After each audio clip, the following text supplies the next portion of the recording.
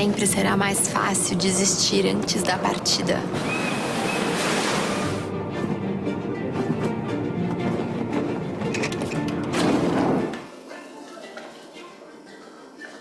Se eu soubesse o tamanho dos desafios que encontraria nessa viagem, eu nunca teria partido. E nunca teria descoberto que, de algum jeito, eu podia vencê-los. Mais do que coragem, foi preciso acreditar, arriscar, aprender com cada erro e caminhar em equipe. Por mais longe que a gente vá, nossa casa nunca sairá de nós. É preciso completar a travessia para descobrir que o sentido de toda a viagem está no ponto de partida. Aos 24 anos, atravessei sozinha o Oceano Atlântico em um barco à vela. Mas eu acredito que o melhor ainda está por vir, e a Lojas Renner S.A. também. Por isso, estamos partindo para os próximos 60 anos.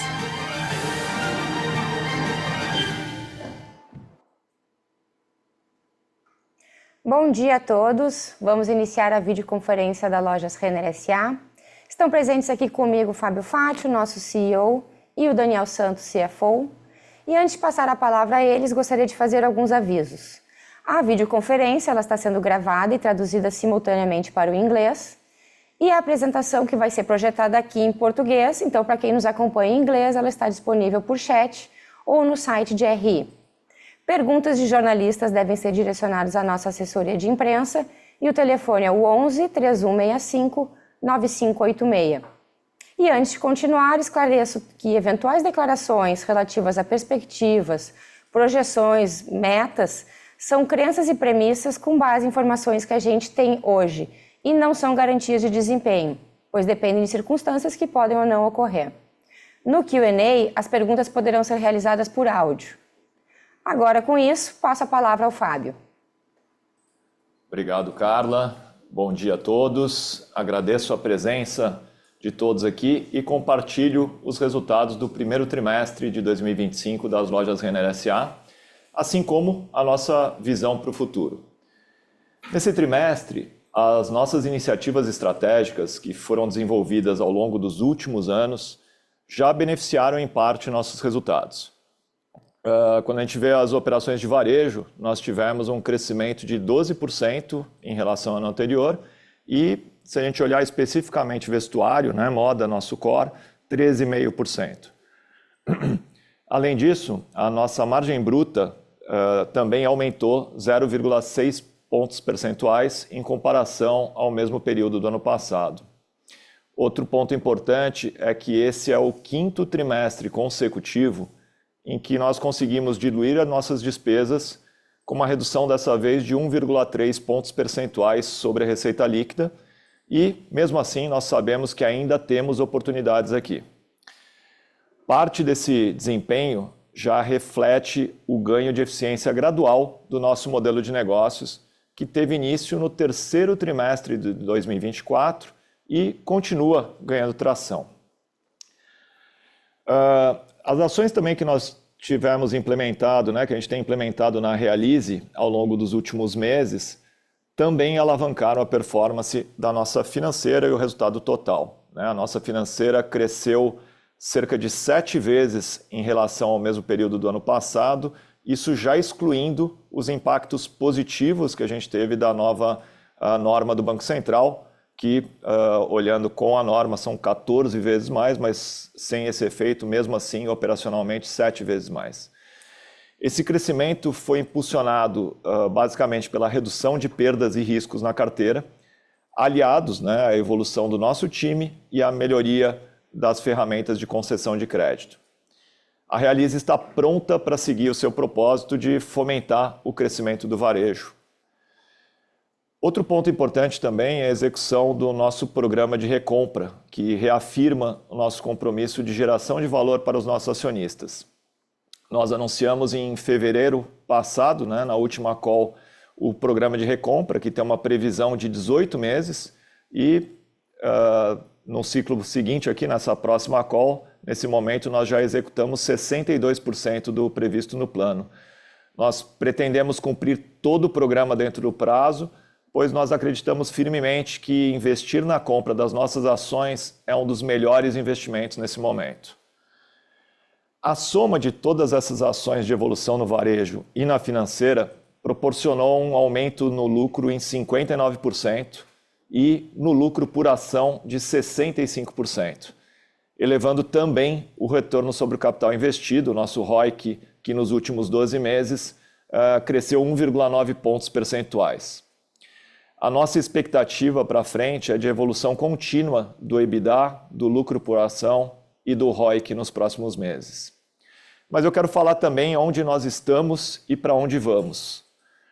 Se imaginarmos que a Renner é um enorme navio, o que a gente fez nos últimos anos foi trocar os motores desse navio em plena navegação. Nós agilizamos, por exemplo, a execução da moda, incorporamos inteligência artificial na captura de tendências, na alocação, na distribuição, na comunicação com os nossos clientes, integramos ainda mais a nossa rede de fornecedores, integramos também nossos estoques on e off, aumentando a disponibilidade de sortimento para os nossos clientes on, e tudo isso num sistema 100% por SKU. Nós investimos em tecnologia em loja, expandimos para cidades novas e aceleramos nosso digital. Ao mesmo tempo, nós ajustamos a Realize para continuar seu papel de alavancagem do varejo através de fidelização e do crédito. O nosso foco, de um ciclo de investimento como esse não foi de ganhos imediatos, mas sim de preparar nossa tripulação e nosso navio para realizar viagens mais seguras, longas e eficientes por muitos anos. Nosso modelo atual nos capacita para um longo ciclo de crescimento com rentabilidade e eficiência. Quando se troca os motores de um navio, são necessários períodos de testes e amaciamento, para depois entrar gradualmente na aceleração até se atingir a máxima performance. O que nos diferencia no mercado hoje é que o nosso modelo já é mais aderente aos novos hábitos de consumo, nos permitindo crescer de forma integrada, flexível e rentável. É importante lembrar que o nosso crescimento percentual acontece em bases nominais elevadas. Portanto, o nosso crescimento se dá em outras dimensões, tanto de top line quanto de geração de valor. Mas mesmo assim, com os nossos investimentos, agora nós temos o potencial de retomar um crescimento médio semelhante aos nossos melhores períodos históricos, numa base nominal já muito maior. O período de testes nós finalizamos no primeiro semestre de 2024. Ele foi um pouco mais longo do que a gente previa no início, mas passou e agora nós estamos no início do potencial total de performance que a gente estima atingir entre o final de 2026 e início de 2027. O nosso foco é acelerar a captura dos benefícios e a nossa expectativa é crescer de forma consistente e rentável pelos próximos anos, sem necessidade de novos investimentos relevantes em infraestrutura para isso. Nós estamos navegando nessa direção. Agradeço novamente a presença de todos aqui e passo a palavra ao Daniel para a gente olhar com um pouco mais de profundidade os resultados do nosso primeiro TRI. Obrigado, Fabio. Bom dia. Bom, vamos falar um pouquinho de crescimento agora. Nesse primeiro trimestre de 2025, atingimos 12% de crescimento de receita de varejo, com as vendas de varejo de vestuário atingindo 13,5% de crescimento. As vendas foram impulsionadas por maiores volumes de transações e de peças, resultado no maior fluxo de clientes, também de uma composição de coleção mais adequada ao perfil do nosso cliente. Esse crescimento também foi resultado de um maior preço médio, composto por um melhor mix, com uma melhor qualidade dos estoques, fruto da redução dos estoques antigos e também dos ajustes de preço que já realizamos. Quanto ao ajuste de preço, iniciamos um ajuste gradual, repassando parte dos efeitos de custo, movimento que se segue ao longo do ano.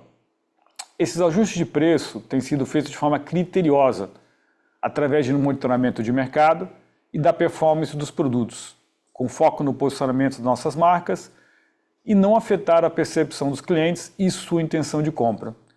que de certa forma nos dá segurança quanto à dinâmica de preço para o restante do ano, que deverá fechar próximo à inflação. Nosso canal digital atingiu 15% de crescimento, uma vez mais ganhando participação e com melhor rentabilidade. Melhoramos as ferramentas de busca, exposição dos produtos por núcleos de tendência, o que favoreceu a assertividade na navegação do cliente e também sua conversão. Quanto ao segundo trimestre, seguimos vendo uma boa dinâmica de consumo até o momento e temos boas expectativas para o trimestre. Nossa base de comparação de 2024 é mais fraca, em função do impacto dos extremos climáticos, da enchente e também dos maiores lead times de abastecimento na fase final do estabelecimento do CD de São Paulo, que aconteceu no ano passado, no segundo trimestre. Na época, esses efeitos nos impactaram em cerca de 500 a 600 bips versus o desempenho do mercado. Neste ano, as temperaturas estão normalizadas e evoluímos em nosso abastecimento. Sabemos que o segundo trimestre, em função do cenário macro, pode trazer maiores desafios para o consumo das famílias, onde nossa base de comparação também é mais forte do que o primeiro semestre. No entanto, seguimos confiantes de que o modelo de negócio mais flexível, ágil e preciso nos permitirá seguir uma rota de crescimento competitivo com ganho de market share. Com relação à margem bruta, continuamos avançando em margem bruta, mesmo no cenário de custo inflacionado, com alta de juros e pressão cambial. Fechamos o primeiro trimestre com uma margem bruta saudável de 55,1%, 0,6 pontos percentuais superior ao primeiro trimestre de 2024. A margem bruta de vestuário cresceu 0,2 pontos percentuais, atingindo 56,2%, mesmo com impacto negativo de 0,3 pontos percentuais de AVP, impacto similar ao que a gente teve no quarto trimestre. Esse desempenho foi possível graças a uma gestão de estoque eficiente, agilidade e flexibilidade em capturar tendência, desenvolver coleções e também pelo ganho em precisão e agilidade no abastecimento das lojas. Essas ações permitiram que nossas remarcações atingissem os menores níveis dos últimos 10 anos. Encerramos o primeiro trimestre com um aumento de 13% no volume financeiro dos estoques, devido tanto aos maiores custos de aquisição, quanto também aos maiores volumes comprados para atender ao período do Dia das Mães e ao segundo trimestre. Com relação ao evento do Dia das Mães, estamos com estoques bem compostos e times de loja bem preparados.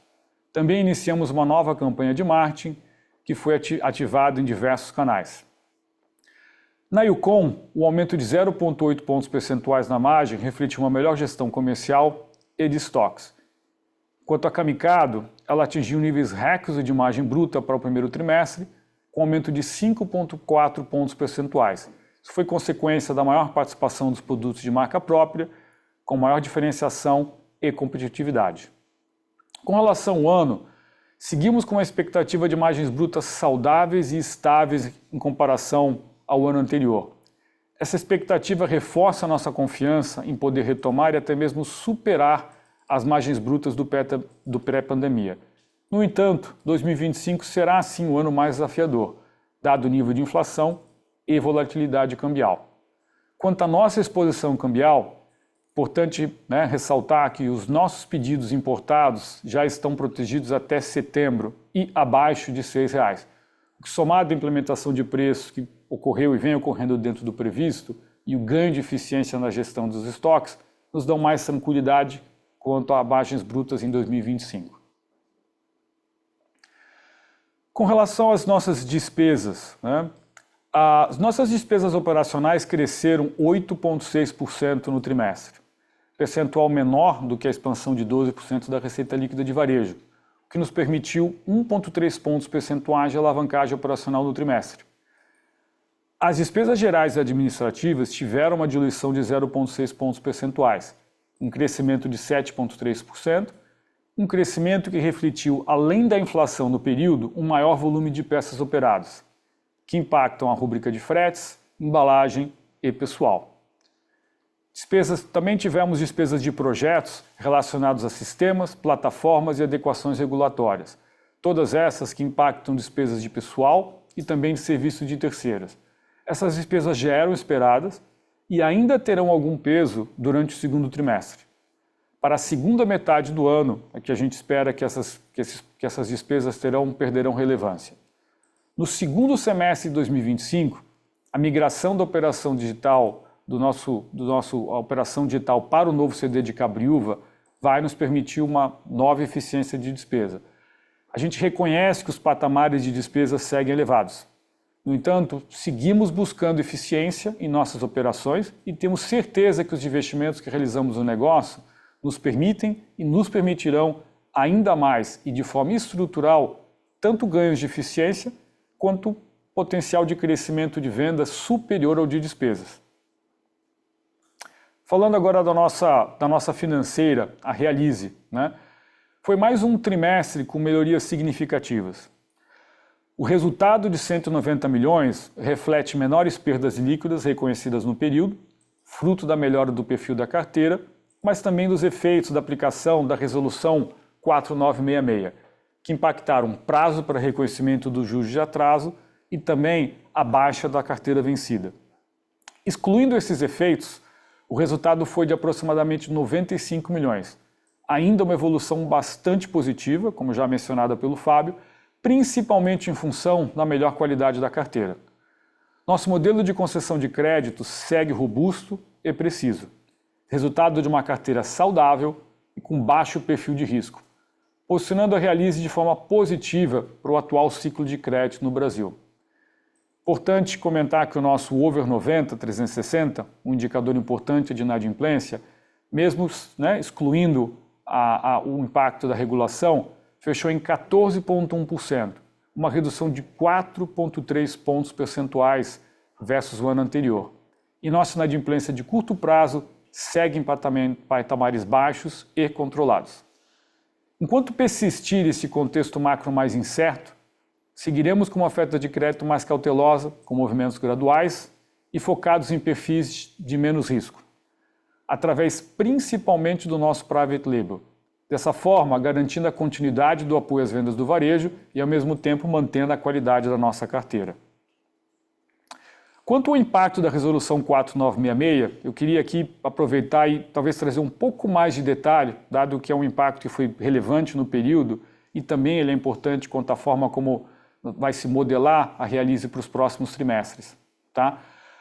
Primeiro é o reconhecimento de juros até 90 dias de atraso. Antes, a Realize reconhecia juros de atraso em até 60 dias. Agora serão 90 dias. Isso beneficiou a linha de receita de juros em 50 milhões de reais.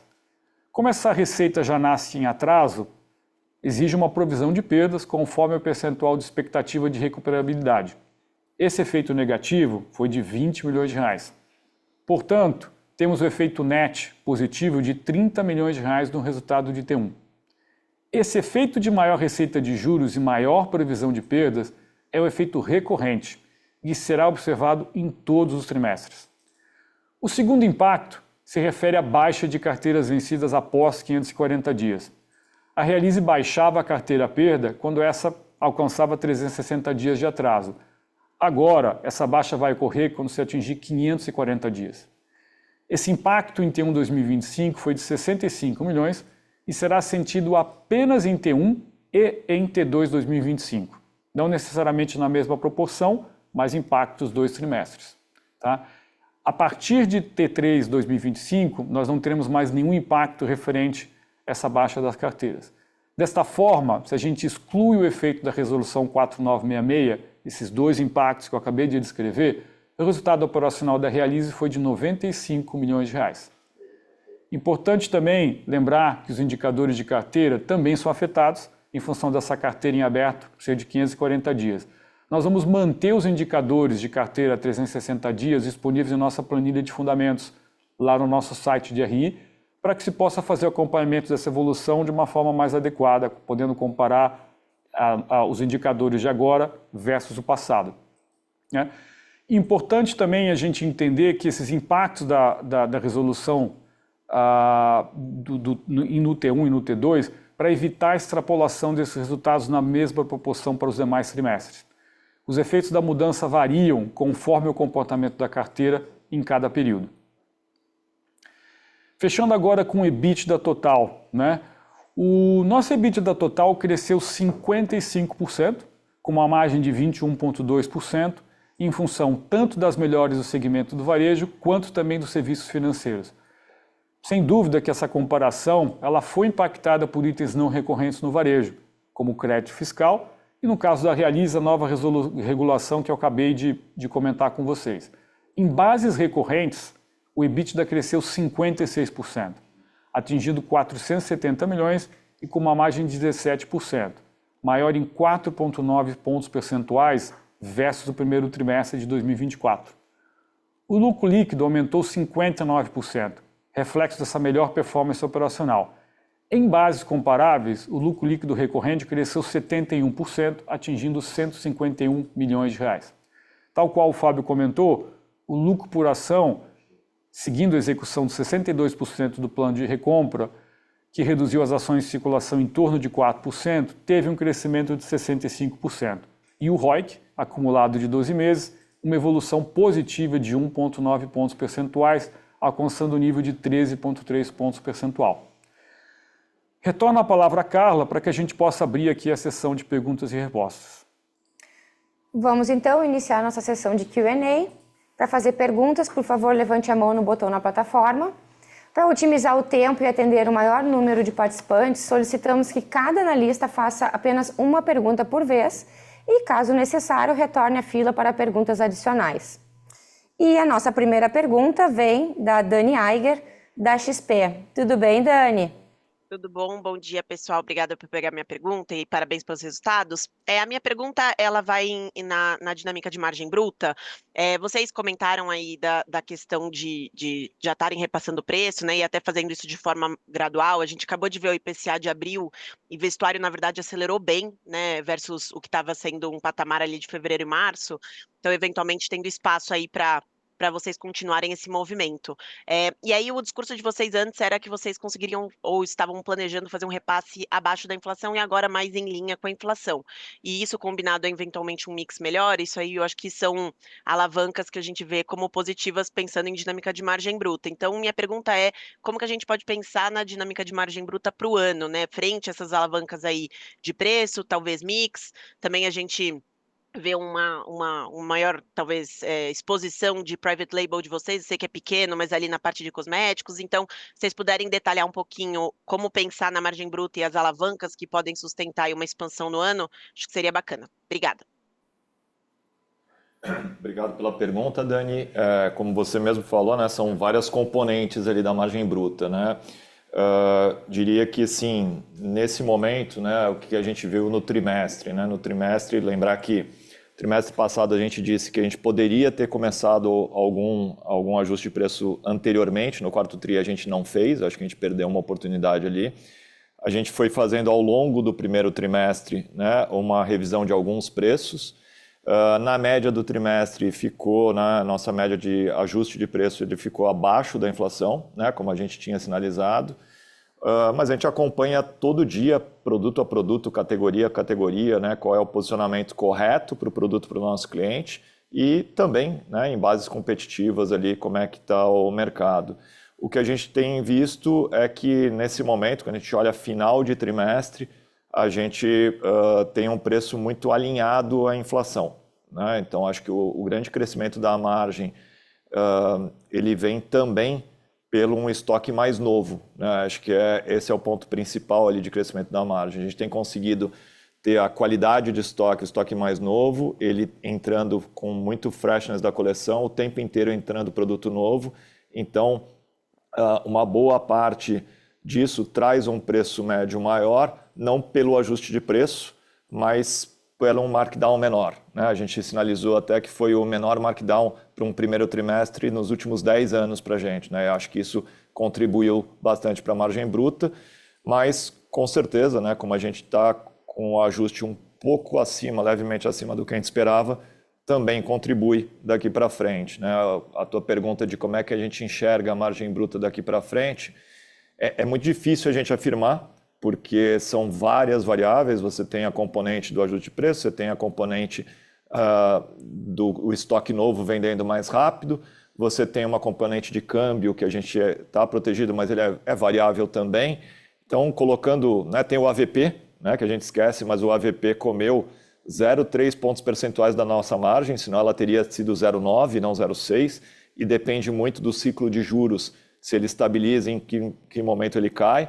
Então, colocando tudo isso junto, diria que a nossa expectativa é de, no mínimo, uma margem estável em relação ao ano passado, talvez com um leve upside de crescimento. Não sei, Daniel, você quer complementar alguma coisa? Fábio, você tocou bem e o que a gente tem é que a gente tem várias variáveis, como o Fábio comentou. Por um lado, a gente está redeado, como eu já comentei, e abaixo de R$6, mas é um câmbio que é maior do que o ano anterior. Então, as pressões de custos ainda existem, né? Existe, logicamente, a questão de taxa de juros que de certa maneira, pode impactar o AVP. Não sabemos ainda em que momento essa taxa de juros ela pode ter uma inflexão diferente. Então, hoje, o melhor cenário é a gente falar de uma margem que, no mínimo, ela vai, como o Fábio comentou, ela fica estável, e vamos ver como é que essas variáveis vão evoluir para que a gente possa, eventualmente, trazer alguma perspectiva diferente, mais positiva do que a gente está colocando agora. Excelente, muito obrigada. Parabéns aí pelos resultados de novo. Obrigado, Dani. A próxima pergunta vem do Rubem Couto, do Santander. Tudo bem, Rubem? Tudo bem, pessoal, e vocês? Obrigado pela pergunta. Fábio, você comentou que um dos diferenciais da Renner hoje, depois de todos os investimentos e ajustes, é a capacidade da empresa de atender às mudanças dos hábitos de consumo dos clientes. Queria ouvir um pouco mais sobre isso. Acho que nesse contexto, a estratégia e visão de vocês sobre o canal online, como que ele está hoje e o que vocês imaginam que conseguem fazer de diferente daqui para frente. Ontem teve o lançamento do TikTok Shop aqui no Brasil, vocês têm uma presença super assertiva lá na plataforma. Queria ouvir também um pouco de como vocês enxergam o potencial desse novo canal, mas o canal online mesmo, como um todo, o quanto que ele é uma alavanca importante aqui para chegar nesse ritmo de crescimento que você comentou ao longo de 2026 ou até 2027 como alvo. Obrigado. Obrigado, Rubem, pela pergunta. Acho que, principalmente, você citou aí a questão do online. Acho que a gente fez um investimento muito forte na melhoria de coleções, na granularidade de estoque, mas também fizemos na digitalização das lojas e na jornada do digital. E um dos benefícios importantes que a gente tem também quando a gente traz o online e o offline com uma operação omni no back-office, porque a gente vê muito o investimento para o cliente, retira em loja, outras funcionalidades, mas a gente ter o estoque 100% integrado nos proporciona ter 100% do estoque disponível ao nosso cliente. Então, isso aumenta muito o sortimento disponível, melhora também o lead time de entrega e reduz o custo operacional, o custo de servido online. Então, acho que a gente tanto está mais aderente ao momento atual do que outros concorrentes do mercado para atender melhor esse cliente online, tanto com jornada, quanto com lead time, quanto com disponibilidade de produto. Mas mais do que isso, quando a gente olha do lado do acionista, fazer isso de forma rentável. Porque se a gente olhar nos últimos anos, a gente tinha ali, antes da pandemia, 3% de participação no online, a gente cresceu para 15%, 16%, mas foi um crescimento dolorido ao longo desses anos. Quando a gente fez esse crescimento, ele teve uma diluição de resultado. A gente tinha um custo de servir e uma conversão no online mais difíceis, e trouxeram, então, uma diluição dos nossos resultados. Nesse momento, a gente está preparado para crescer tanto no on quanto no off, tanto operacionalmente quanto do nível de P&L. Se o online crescer muito mais do que o off, ele é até positivo para os nossos resultados. Sei que não é assim para a maioria das operações, então a gente está muito confiante que a gente está preparado para crescer no offline, nas lojas físicas, gerando resultado como a gente sempre gerou, e no online, gerando até mais resultado do que a gente gerava no físico. Então isso que é positivo para a gente. Eu acho que foi um investimento duro ao longo dos últimos anos, mas a gente está feliz de estar preparado para isso, seja do ponto de vista de estúdios, conversão, custo de servir. A gente tem, por exemplo, 70% da nossa venda no digital vem através do nosso app. E o nosso app ele é muito baixado também pelos serviços que estão embarcados para a loja física dentro do app também, né? Então é uma integração total e que funciona bastante para os nossos clientes e para os nossos resultados. Certo. Obrigado, Fábio. A próxima pergunta é do João Soares, do Citi. Tudo bem, João? Tudo bem, Carla? Consegue me ouvir? Consigo sim. Ótimo. Bom dia, pessoal. Os pontos rápidos aqui, só para... O primeiro é só sobre expansão. Fábio, como é que você está? Como é que tá a tua cabeça para expansão agora, para esse ano? Para o ano que vem, você vê espaço para acelerar um pouco aqui as aberturas em lojas de rua? Enfim, queria ouvir um pouco mais sobre essa tua cabeça de expansão.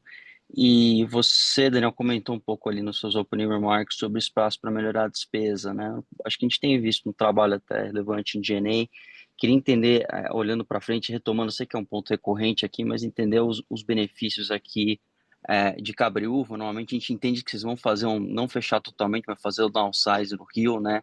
Então acho que se puder, não necessariamente guidance, né, mas passar um pouco aqui dessas oportunidades, acho que seria importante. E por último, como é que a gente deve pensar, assim, a gente posso dizer para bastante gente aqui que o resultado da Realize mesmo, excluindo o efeito da resolução 4966, veio acima das expectativas, né? Então entender aqui um pouco os drivers que a gente deve pensar para esse ano aqui, pensando que a carteira ainda está, né, com crescimento relativamente baixo, como é que a gente deve pensar aqui no resultado da Realize? Obrigado. Bom, obrigado, João. Vou pegar a primeira pergunta ali sobre expansão. O Daniel, acho que pega a parte de despesas e de Realize aqui, para a gente dividir um pouco. Acho que expansão, como a gente falou no início do ano, né, a gente está bastante confiante no nosso modelo de expansão, né, principalmente Renner em novas cidades e o com bastante potencial também. A gente, nesse momento, está prevendo, estimando uma abertura entre 10 a 15 lojas de Yukon para o ano, de 15 a 20 lojas de Renner para o ano e uma ou duas de Camicado, voltando a reabrir aí lojas de Camicado também, né? Nesse momento é mais difícil a gente prometer uma aceleração disso neste ano, porque a gente tem todo um processo de busca dos melhores pontos, a gente é muito exigente em que pontos a gente vai entrar, né? A gente sabe as cidades, os mercados, mas a gente tem que buscar sempre o melhor ponto para ter um bom projeto. Então, a gente tem uma quantidade muito maior de projeto aí para os próximos anos. A intenção é acelerar, né? Porque o potencial ele existe e a performance está muito boa, mas para este ano a gente deve ficar em torno desse range que eu passei, com a intenção de possivelmente em breve poder sinalizar alguma aceleração. Pegar a despesa aí, Daniel? Vamos falar de despesa. João, quando a gente fala de despesa, acho que a primeira parte que eu acho que é interessante a gente ter em mente, né? Um pouco daquilo que o Fábio estava até respondendo na pergunta do Ruben, que é a companhia de 2025 ela é diferente da companhia de 2019. E, logicamente, quando a gente vê a questão da penetração do digital, ela deixa isso muito... É um exemplo muito claro e evidente, né? Você tinha uma empresa que tinha 2% de penetração digital, hoje nós estamos operando com 16%, e para poder ter sucesso no mundo que é uma operação omni, digital e o físico, nós tivemos que fazer uma série de investimentos. Investimentos em estruturas, investimentos em estúdios, investimentos na maneira como a gente pode ter sucesso em mídias sociais e nesse ambiente digital. Tá? E quando a gente pensa até mesmo o investimento que a gente fez no CD, ele também tem uma parte dele que é relacionada a você poder ter sucesso nesse mundo homem. Então, é uma operação, e foram investimentos que foram feitos, que trouxeram maior peso de despesa, né? Agora, esses investimentos também foram feitos para que a gente pudesse ser mais competitivo, tá? E essa competitividade é que vai permitir com que a gente, ao longo do tempo, consiga ganhar mais eficiência, tá? A gente reconhece que os patamares estão altos, a gente sabe disso. Agora, a gente tem confiança de que todos os investimentos que a gente realizou e essa base de despesa nos permite, por um lado, nós vamos seguir buscando eficiência e nós vamos continuar fazendo isso, sempre ter oportunidade de você, o que você já faz, você poder fazer melhor, mas também dentro daquele conceito de que conseguir crescer e crescer gerando alavancagem. Tá? Isso que a gente observou ao longo de 2024, a gente observou no primeiro trimestre e é o nosso compromisso de agora para os demais trimestres também. Né? A gente acredita que 25 vai ser um capítulo, 26 vai ser um capítulo, vai ser um segundo capítulo e a gente ao longo desse período vai conseguir sequencialmente tendo ganho de alavancagem.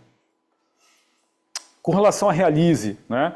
Acho que Realize, primeiramente, quando a gente fez essa separação dos impactos da 4966, é para deixar claro que o resultado estrutural da Realize continua evoluindo positivamente. E a gente acredita que tem potencial para a Realize seguir evoluindo em bases comparáveis positivamente. Agora, o ano passado a gente já teve uma evolução ao longo dos períodos, então quer dizer, a tendência é que essa evolução continue, mas à medida que você tem uma comparação melhor do ano passado, essa melhoria, né, vai se reduzindo. O efeito da 4966, como eu comentei, tem uma parte dela que é recorrente, e aí ela precisa ser modelada olhando, né, tendo em consideração a evolução da carteira. Tem uma outra parte que é não recorrente, como eu comentei, que aconteceu em T1, vai acontecer em T2, e eu acredito que aquele detalhamento que a gente colocou permite para que se possa fazer uma boa modelagem. Agora, como eu comentei, independente da 4966, a gente acredita que a gente vai evoluir os resultados da Realize aí positivamente ao longo dos próximos trimestres. O Daniel, só para deixar claro, essa evolução de resultado viria via alguma linha específica, pensando no funding mais barato, ou tem alguma coisa que a gente tem que ter na cabeça? Quando a gente faz a comparação ao longo do ano passado, a gente veio tendo melhorias de perda ao longo de todo o ano, João. Então, uma delas é a perda. A gente tem o lado de funding que você comentou, que é importante também. Tá? A gente deu destaque ali de que agora, como a gente está fazendo o funding diretamente com a Renner, né, que a gente faz um funding intercompany, que isso gerou um benefício no T1 que não existia no ano passado, vai gerar no T2, vai gerar no T3, mas parte já tinha no ano passado, vai gerar no T4, mas boa parte também já tinha. Então, essa evolução a gente também vai observar ao longo do período. Então, uma combinação do funding, que eu comentei agora, e também da melhora sequencial de perdas, que ao chegar no último trimestre do ano passado em T4, talvez a gente vai estar em bases mais parecidas, dado que a base de perdas de T4 já foi uma base muito saudável. Tá? Tá ótimo, obrigado, pessoal.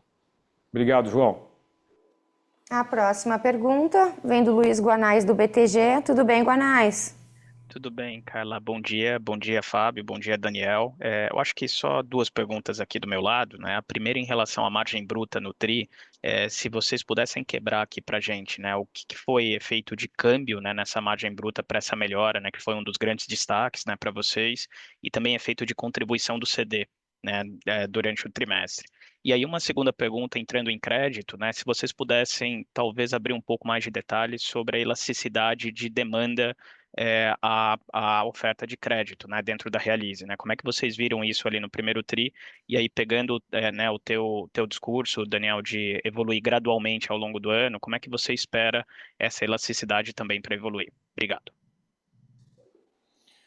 Bom, obrigado, Guanais. Obrigado pelas perguntas. Quanto à margem bruta, né, é difícil afirmar quanto veio de cada coisa. Eu diria que a maior parte da margem bruta ela vem da qualidade do estoque, né? A gente está conseguindo ter novidade sempre, vender um percentual da coleção muito maior a preço cheio, né? Isso que tem ajudado, é o maior fator do incremento na margem bruta, né? Olhando o Renner e o Com. A redução do markdown, né? Então, a gente olha ali, menor markdown nos últimos 10 anos, né? Então, você está vendendo mais a preço cheio, vendendo menos remarcado, isso que traz a margem bruta para cima, em geral, quando a gente fala de Renner e Yukon. E mesmo assim, se a gente olhar, a gente tem que adicionar que esse crescimento teria sido 0,3 pontos percentuais maior, porque o AVP, pela subida da taxa de juros, ele comeu 0,3 pontos percentuais. Então, o ganho, como a gente joga isso na linha de margem bruta, o ganho real operacional ele é até maior do que isso. Quando a gente olha para Camicado, é um efeito diferente, né? Camicado, a gente falou lá no Investor Day em 2023 que a gente estava saindo para uma estratégia muito forte, né, de fazer o core business de Camicado muito semelhante ao que é o core business de Renner, de Ucon, né, qual é a nossa competência, que é desenvolvimento de coleções, desenvolvimento dos nossos produtos próprios. Naquela época a gente tinha em torno de 10% do nosso mix de produto vindo de desenvolvimento próprio, agora a gente tem 80%, né, por isso que a gente tem um crescimento tão grande, né, ele já veio acontecendo ao longo de 2024, mas mesmo comparando com 2024, a gente teve um crescimento bastante relevante de margem bruta na Camicado, fruto, né, de uma maior participação de produtos desenvolvidos pelo nosso time e também de um estoque mais novo e uma redução de markdowns também, o mesmo efeito também. Você quer complementar alguma coisa sobre margem, Daniel? Para mim está perfeito, Fábio. Eu não sei que você queira que comente de crédito ou você quer comentar de crédito. Posso falar de Realize aqui? Então, um pouco da pergunta de Realize, Guanais, é uma pergunta bem interessante, porque vamos olhar T1.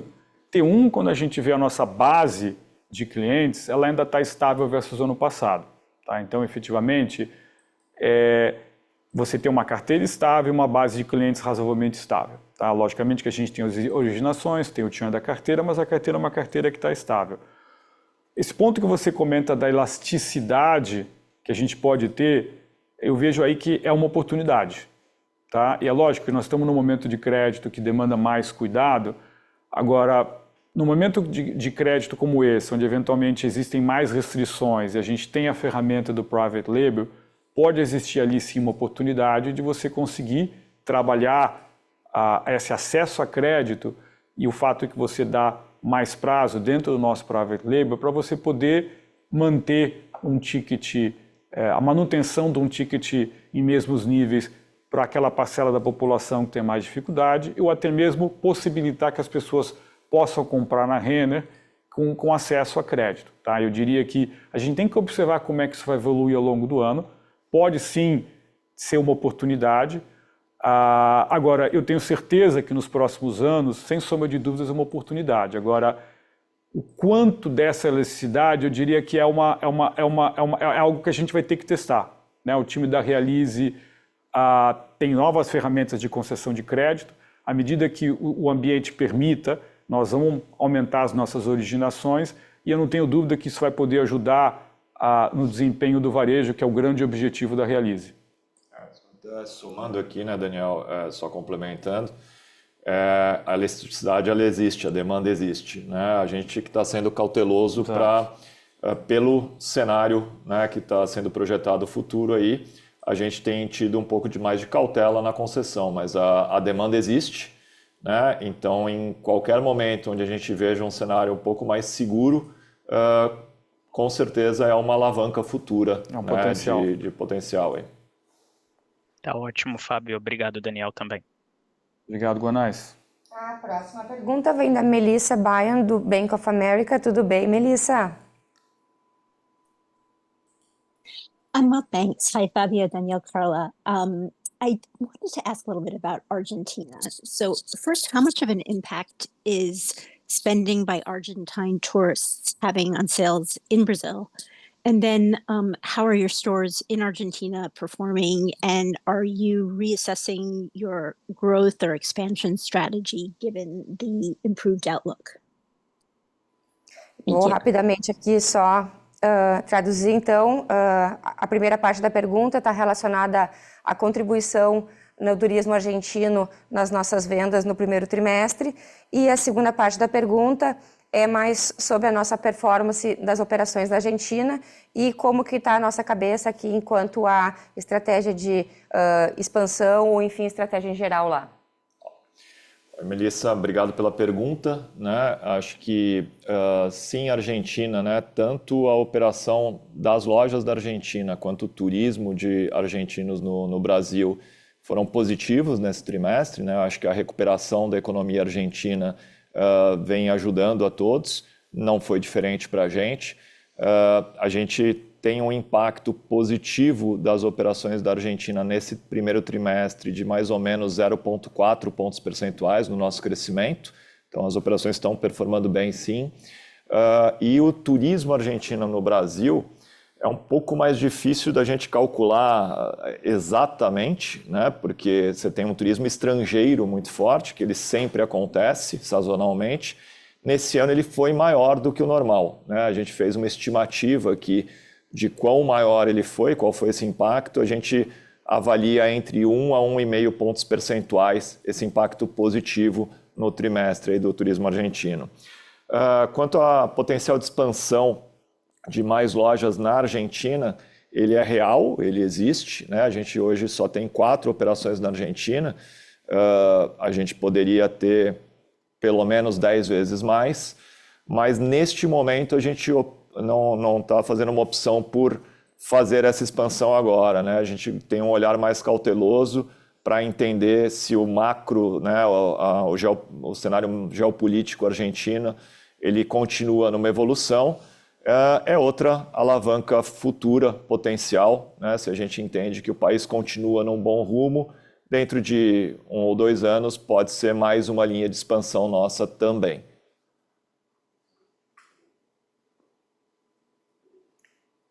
A próxima pergunta vem do Rodrigo Gastim, do Itaú BBA. Tudo bem, Gastim?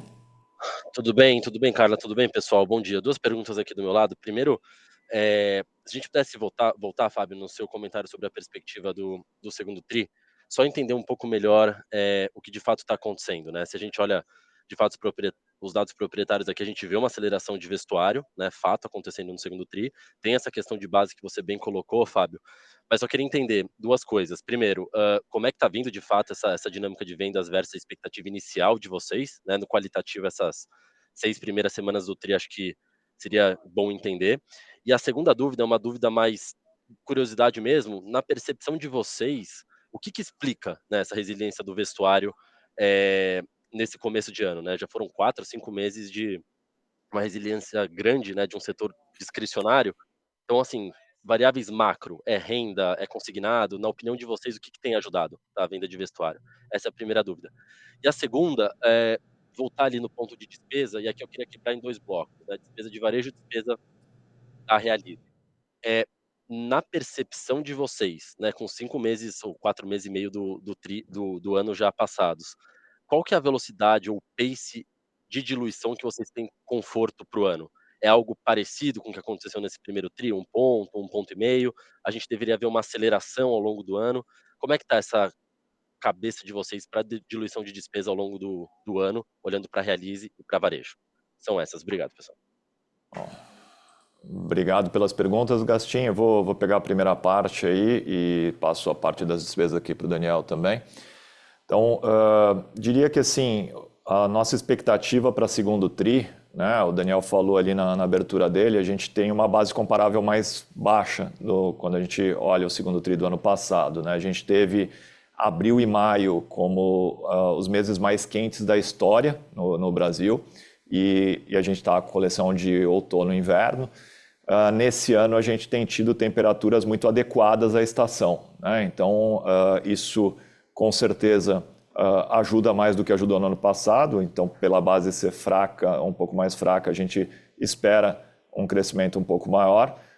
Foi essa conta que o Daniel fez ali do quanto a gente acha que foi esse impacto tanto das temperaturas extremas quanto das enchentes no Rio Grande do Sul que aconteceram no mês de maio do ano passado, um ano atrás, né? Então, quando a gente limpa esses efeitos, é o que o Daniel falou, a gente deveria ter performado no ano passado de 500 a 600 bips melhor, né? Então, a gente tem uma expectativa que nesse ano a gente recompõe a parte disso, e então que a gente tenha uma boa performance sim de segundo tri, e acho que está vindo de acordo com as nossas expectativas, né? A gente tem uma boa expectativa para o tri, e até esse momento vem vindo em linha, mas é muito cedo para a gente falar, né? Hoje e amanhã são os 2 principais dias de vendas do trimestre, né? A gente está entrando no evento Mães, as maiores vendas acontecem hoje e amanhã, e ainda tem, né, mais da metade do trimestre para frente. Mas você perguntou também o que explica, né, a gente ter tido no setor um bom primeiro trimestre e continua tendo, né, um bom segundo trimestre. Acho que a característica do setor, né, são tickets médios não tão altos, né? Então é discricionário, mas é um ticket mais acessível para os clientes, né, com um parcelamento menor, né? Então, é um setor que, historicamente, em crises, sofre menos, né? Eu diria que isso é natural quando a gente olha crises passadas, né? E talvez também um outro ponto é que, sim, a gente tem alguns efeitos negativos no cenário, né? Como os juros altos, a inflação, mas também, né, tem efeitos positivos, né? Você tem o crédito sendo concedido, você tem o nível de emprego num bom nível. Então, acho que algumas coisas a favor, outras contras, vêm continuando mantendo o consumo num bom patamar e principalmente para o nosso setor, para o nosso tipo de produto, né? Falar um pouco sobre a despesa, Daniel? Despesas, Gastim. Bom, nosso compromisso, né, Gastim, é de a gente conseguir entregar alavancagem em todos os trimestres do ano, tá? Lógico, quando a gente fala maior ou menor do que o próximo ano, eu prefiro dizer que a gente tem esse compromisso. Um pouco daquilo que eu expliquei anteriormente com relação aos investimentos que a gente fez, a capacidade da gente poder crescer sem necessidade de somar mais despesas, é o que nos garante que a gente possa alcançar isso. E dependendo de como pode ser a performance do segundo semestre com relação às vendas, podemos superar o ano anterior? Podemos, né? Agora, a gente precisa ver como é que vai ser essa evolução do segundo semestre, tá? O que a gente pode confirmar nós buscaremos e temos confiança de que em todos os tris nós vamos conseguir entregar uma alavancagem, que pode ser diferente por faseamento de despesa, calendarização e também pelo nível de crescimento que a gente possa atingir. Show, excelente. Obrigado, Fábio. Obrigado, Daniel. Obrigado, Gastim. A próxima pergunta vem do Joseph Giordano, do JP Morgan. Tudo bem, Joey? Tudo bem, gente? Bom dia, Fábio, Daniel, Carla, obrigado por pegarem a minha pergunta. Queria explorar um pouquinho novamente a questão de expansão e reforma de loja. Então, começando pela reforma de loja, tem o modelo Remais, que vocês estavam rolando, então eu queria entender um pouquinho como é que vocês estão vendo a performance dessas lojas que foram reformadas e até entender qual que é o percentual do parque nesse novo conceito, né? E qual que é o diferencial hoje de same store dessas lojas mais modernas versus ao modelo anterior. E o segundo ponto, olhando um pouco para a expansão, vocês comentam, né, que a expansão vai em praças menores, onde talvez tenha menos competição, então eu queria entender como é que vocês estão vendo a performance dessas lojas menores, né, e até como é que o novo modelo de suprimento tem ajudado na rentabilização desses ativos. E por último, olhando um pouco para o Elcon, vocês estão acelerando bastante essa expansão. Eu queria entender qual que é a cabeça para a loja de rua também para o Elcon. Entendo que ainda tem, né, um espelhamento desse footprint nos principais shoppings que vocês estão presentes, mas entender qual que é a oportunidade desse nicho e até de outras marcas aqui, né, dado o sucesso que vocês estão atingindo nessa marca. Obrigado. Bom, obrigado, Joey. Eu não vou conseguir responder tudo, né? Porque acho que algumas variáveis ali para a gente é mais difícil de quantificar ainda, né? Porque é meio recente o movimento das reformas, mas eu diria que a gente tem ranges de desempenho superior nas reformas. Como é muito recente a maioria delas, você acaba comparando com períodos em reforma, então é difícil você excluir um pouco e afirmar um número real de quanto a gente está crescendo a mais do que nas outras, mas te diria que em qualquer das nossas estimativas o número é bastante positivo, por isso que a gente está acelerando, né, a reforma de algumas lojas. E o importante é que a gente está conseguindo fazer isso com um custo por metro quadrado menor em cada reforma e fazendo isso de forma mais rápida também. Então a gente está conseguindo ser mais assertivo no que mexer, no que reformar, gastando menos e interferindo menos tempo em cada loja também. Então a perda da venda ela é menor durante o período e a gente ganha o acréscimo, né? Então a gente tem investido nisso e as nossas principais lojas, acho que todas que a gente entende que são necessários, ainda esse ano a gente termina, né? A gente já investiu em várias no ano passado, tem várias sendo reformadas esse ano e depois a gente vai gradualmente mexendo em mais algumas. Então a performance é positiva, só não consigo te cravar um número. Quanto à questão das lojas em cidades menores de Renner também, a gente está tendo uma performance positiva, como a gente vem falando, então isso nos dá mais confiança de acelerar isso em algum tempo, né? Então a performance tem sido boa e o modelo novo de abastecimento ele é ainda mais importante para esse tipo de loja, né? Então a nossa expectativa é que além de estar sendo uma boa performance, ela seja ainda melhor daqui para frente. Por isso é o melhor momento da gente acelerar, né? A gente optou por investir mais CAPEX na transformação do modelo e ele estando estabilizado, agora a gente está confiante de investir mais CAPEX na abertura de mais lojas, né? Então, acho que foi pensado dessa forma e acho que está reagindo bem. Quanto à Yukon, né, a gente tem um potencial importante de abertura de lojas na Yukon, e a Yukon a gente tem 2 potenciais importantes, né, como a gente tem dito. Um é de praticamente dobrar o parque de lojas, ainda em shopping centers, né, porque a Yukon ainda não está presente na maioria dos shopping centers que, por exemplo, a Renner está. Então, a Yukon tem uma oportunidade importante de abertura de novas lojas em shoppings existentes. E também tem uma oportunidade importante de ampliação de metros quadrados em algumas lojas existentes que estão pedindo mais, estão pedindo passagem, né? Isso é muito importante porque ajuda a gente a ganhar escala diluindo despesa também. E a tua pergunta, né, sobre possibilidade de lojas de rua, né, no mesmo formato ali de Renner em algumas outras cidades, é um potencial que existe sim, mas a gente ainda tem oportunidade de dobrar o parque no modelo atual, né? Então isso fica como uma alavanca futura, né, que com certeza daqui a alguns anos a gente pode destravar também. Perfeito, muito obrigado, Fábio. Obrigado, Joey. A próxima pergunta vem do Andrew Ruben, do Morgan Stanley. Tudo bem, Andrew? Hi, Andrew at Morgan Stanley here. Thanks very much for the question. Most have been answered, but maybe just on capital allocation. We know you have the buyback in an 18-month program, but you've already done a substantial amount of it already. So I'm curious how you're thinking about the timing of the remaining buyback and going forward, how you see your capital return policy between perhaps dividends and if buybacks could be a more sustainable part of this approach. Thanks very much. A pergunta do Andrew está relacionada à alocação de capital, então comentou, né, da nossa recompra, que a gente vem, né, já fez parte dela, então como é que a gente pensa na execução do restante e também, né, com base nisso, como é que a gente vê a questão de política de dividendos e retornos adiante. Obrigado, Andrew. Tem 2 pontos aqui, né? Um é, a gente já executou boa parte do programa e o nosso objetivo é executar o programa todo, à medida que as reservas nos permitam, né? A gente segue com a distribuição de juros sobre capital próprio e, dado a vantagem tributária que ela tem, ela vai ser sempre feita como uma primeira opção de distribuição, tá? E a companhia segue com uma geração forte de caixa. Acho que tudo isso que a gente comentou com relação ao nosso modelo, ela trabalha tanto rentabilidade como eficiência de capital, quando a gente pensa capital de giro, então a geração de caixa da companhia vai seguir forte.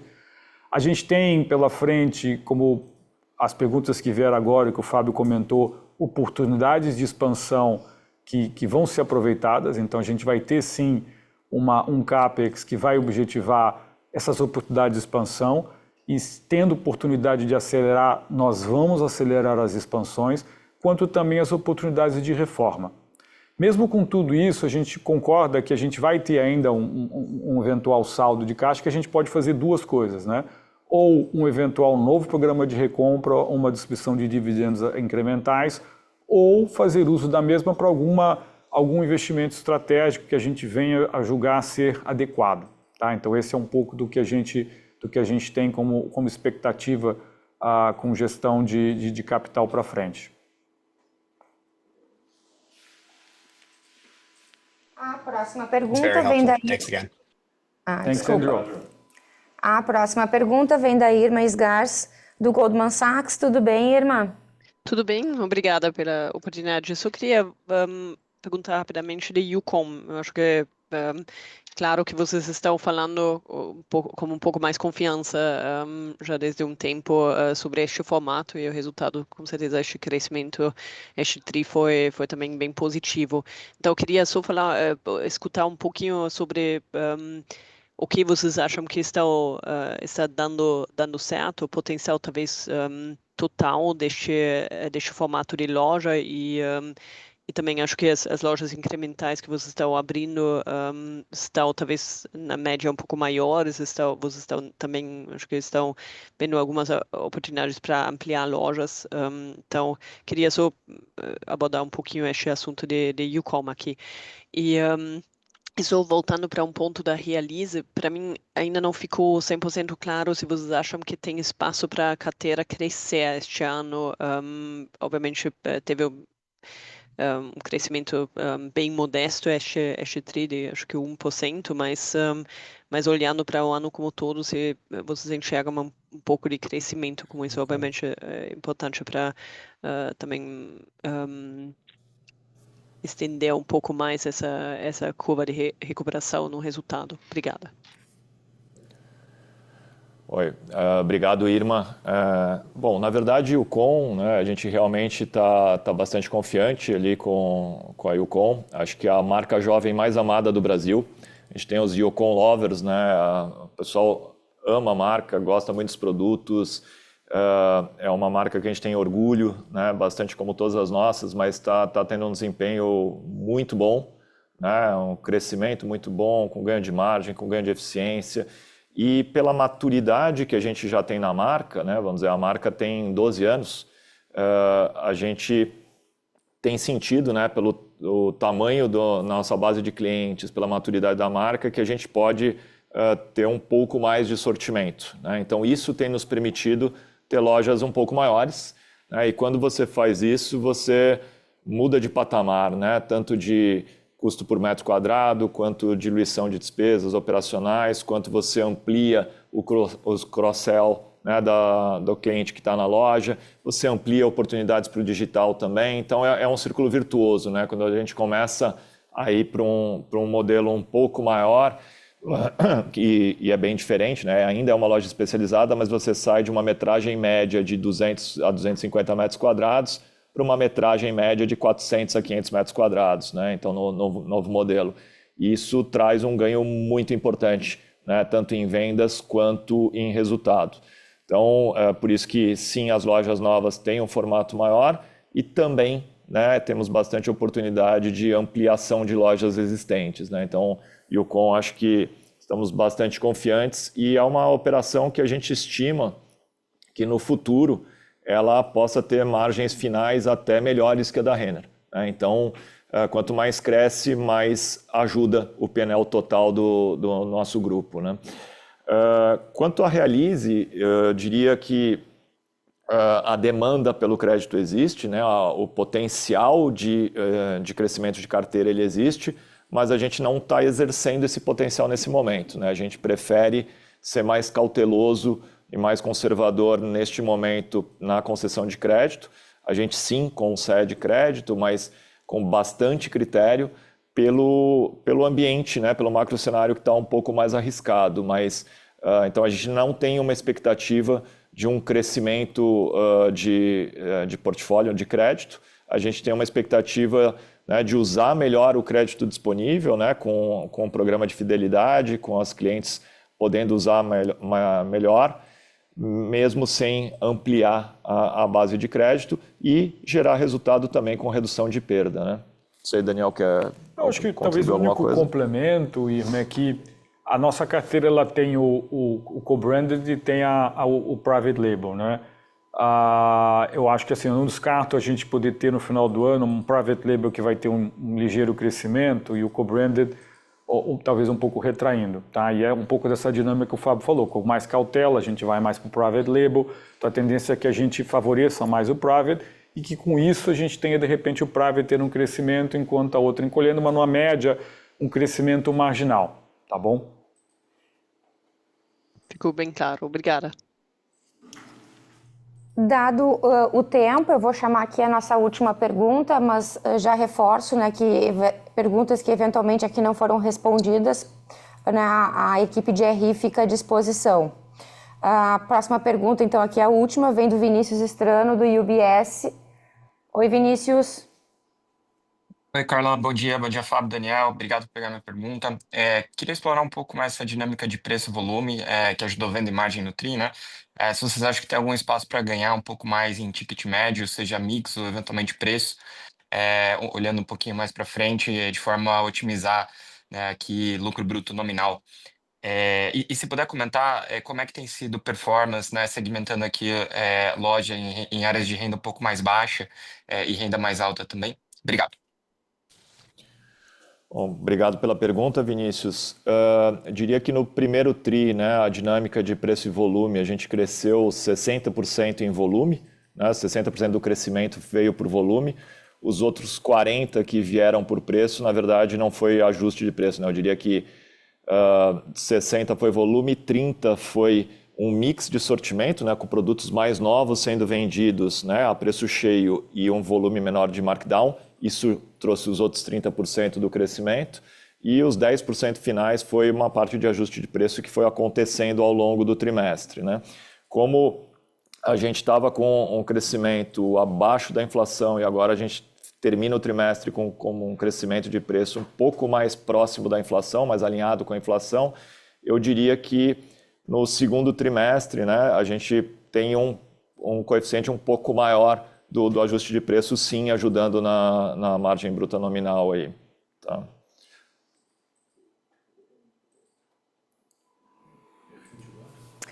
Sim. Desculpa, eu esqueci de uma parte da tua pergunta ali, com a performance por perfil de loja.